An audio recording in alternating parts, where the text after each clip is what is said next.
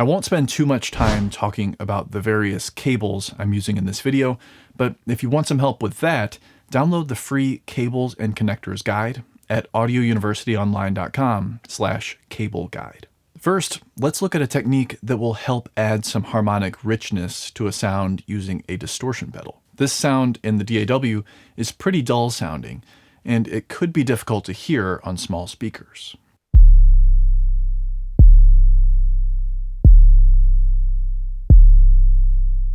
Distorting the signal will add higher frequency harmonics, which provide more harmonically related context for the listener. Of course, we could do this using a plugin, but outboard gear is more fun, more conducive to critical listening and creativity, and it's less predictable. A lot of outboard effects are very expensive though, but guitar pedals allow us to integrate outboard processing into a mix at a fraction of the price of what you might otherwise pay for outboard gear.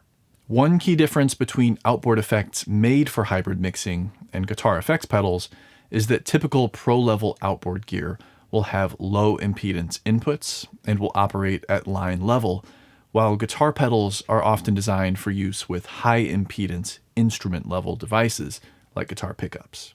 You can watch my video on high Z versus low Z to learn more about this. To send the DAW recording out to the guitar pedal board, we could use a reamp box, which will act as a buffer between the low Z line level output of the interface and the high Z input of the guitar pedal. Depending on the effects pedal you're using, you may not technically need a reamp box, as some guitar pedals have a built-in buffer.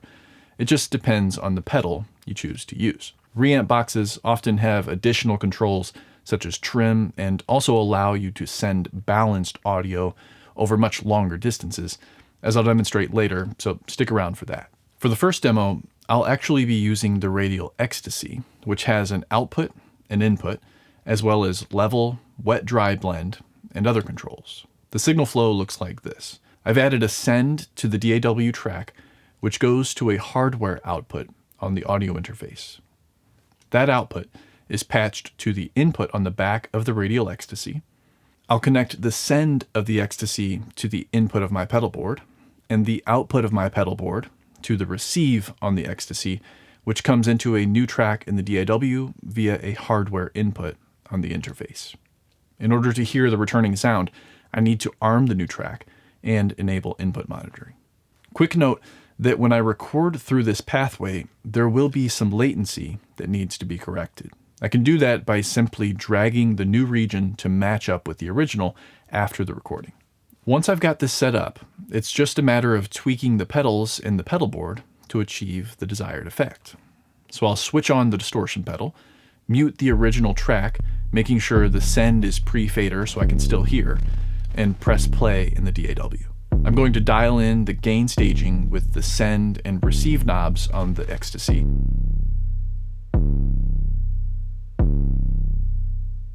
When I find the sound I want, I can press record and let the wet sound print to a new track. Remember, I need to move it back a bit to compensate for the latency caused during the playback and recording process. Using a distortion pedal like this is a fun way to get some unique grit and texture out of gear that you might already have. And if you're a guitarist, I'm assuming you've already got at least one overdrive or distortion pedal. I'm interested to hear about other ideas you come up with to use these pedals in the comments below.